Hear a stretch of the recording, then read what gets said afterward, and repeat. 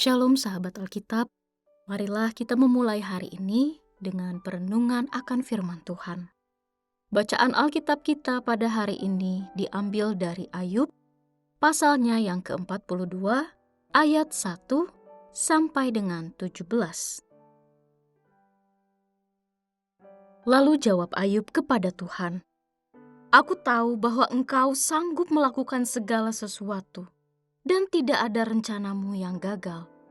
Engkau bertanya, siapakah dia yang menyelubungi rancanganku tanpa pengetahuan? Itulah sebabnya tanpa pengertian aku telah bercerita tentang hal-hal yang terlalu ajaib bagiku dan yang tidak kuketahui. Firman-Mu, dengarlah, akulah yang akan berfirman. Aku akan menanyai Engkau supaya Engkau memberitahu aku. Hanya dari kata orang saja aku mendengar tentang Engkau. Tetapi sekarang mataku sendiri memandang Engkau. Oleh sebab itu, aku mencabut perkataanku dan dengan menyesal aku duduk dalam debu dan abu."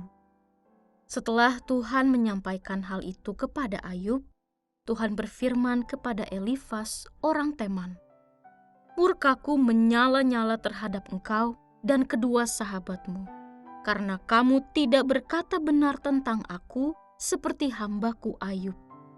Oleh sebab itu, ambillah 7 ekor lembu jantan dan 7 ekor domba jantan. Pergilah kepada hambaku Ayub dan persembahkanlah semuanya itu sebagai kurban bakaran untuk dirimu. Hambaku Ayub akan berdoa untuk kamu karena permintaannya lah yang akan kuterima. Dengan demikian, aku tidak akan memperlakukan kamu sesuai dengan kebodohanmu, sebab kamu tidak berkata benar tentang aku seperti hambaku Ayub." Lalu Elifas, orang Teman, Bildad, orang Suah, dan Zofar, orang Naamah, pergi melakukan seperti apa yang difirmankan Tuhan kepada mereka. Tuhan pun menerima permintaan Ayub. Tuhan memulihkan keadaan Ayub setelah ia berdoa untuk sahabat-sahabatnya. Tuhan memberikan kepada Ayub segala kepunyaannya dahulu sampai 2 kali lipat. Kemudian semua saudaranya laki-laki dan perempuan, serta semua kenalannya yang lama, datang kepadanya dan makan bersama dengan dia di rumahnya. Mereka menyatakan rasa duka dan menghibur dia atas segala malapetaka yang telah ditimpakan Tuhan kepadanya. Mereka masing-masing memberi dia uang 1 kesita dan sebuah cincin emas. Tuhan memberkati Ayub dalam hidupnya yang selanjutnya lebih daripada dalam hidupnya yang dahulu. Ia mendapat 14.000 ekor kambing domba, 6.000 unta, 1.000 pasang lembu, dan 1.000 ekor keledai betina. Ia juga mendapat 7 orang anak laki-laki dan 3 orang anak perempuan. Anak perempuan pertama diberinya nama Yemima, yang kedua Kezia, dan yang ketiga Keren-Hapuk. Di seluruh negeri tidak terdapat perempuan secantik anak-anak Ayub. Mereka diberi ayahnya milik pusaka bersama dengan saudara-saudaranya laki-laki. Sesudah itu, Ayub masih hidup selama 140 tahun. Ia melihat anak-anak dan cucu-cucunya sampai keturunan keempat. Ayub pun meninggal ketika sudah tua dan lanjut umur. Sahabat Alkitab, perjumpaan setiap orang dengan Allah merupakan sesuatu yang sangat personal dan unik. Allah menjumpai setiap pribadi dalam kekhasan pengalaman yang dialami setiap orang.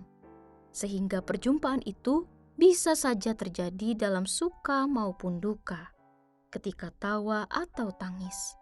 Kesediaan hati untuk membuka diri bagi pernyataannya merupakan prasyarat penting bagi perjumpaan tersebut. Inilah yang terjadi dalam perjalanan kehidupan Ayub. Hidupnya yang baik-baik saja, bahkan berlimpah segala sesuatu, tiba-tiba berbalik begitu saja.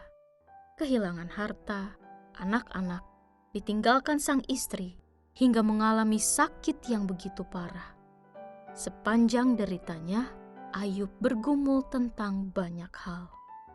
Ia bahkan mengajukan gugatan kepada Allah atas apa yang dialaminya. Dalam ketidakbersalahannya, mengapa Ayub harus mengalami penderitaan? Sementara para sahabatnya menghakimi dan menganggap Ayub diganjar penderitaan karena dosa-dosanya. Kini, sampailah kita pada bagian akhir perjalanannya.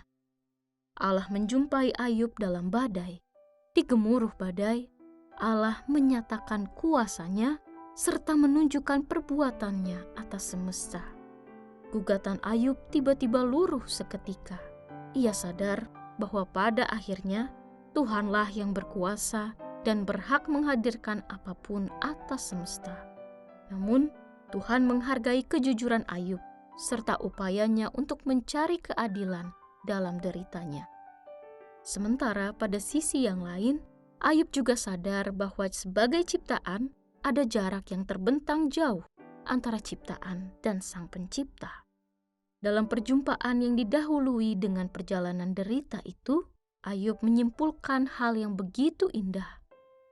Hanya dari kata orang saja aku mendengar tentang Engkau, tetapi sekarang mataku sendiri memandang Engkau.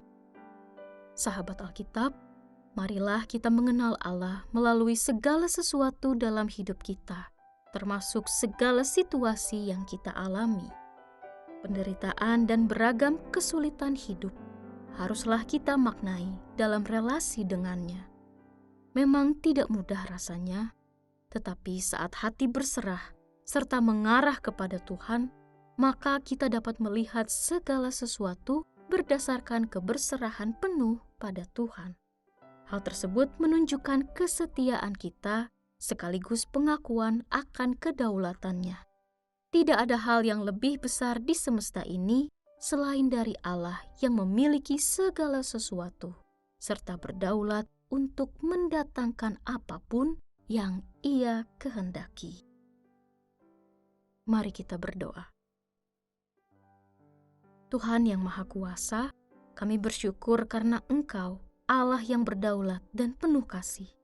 Di dalam suka maupun derita, Engkau tetap setia menjumpai kami. Ajarkanlah kami untuk tetap percaya dan berserah, walau tak selalu mengerti jalan-Mu. Bukalah mata hati kami, agar kami mengenal-Mu lebih dalam melalui setiap musim hidup yang kami jalani. Di dalam nama Tuhan Yesus, kami berdoa. Amin.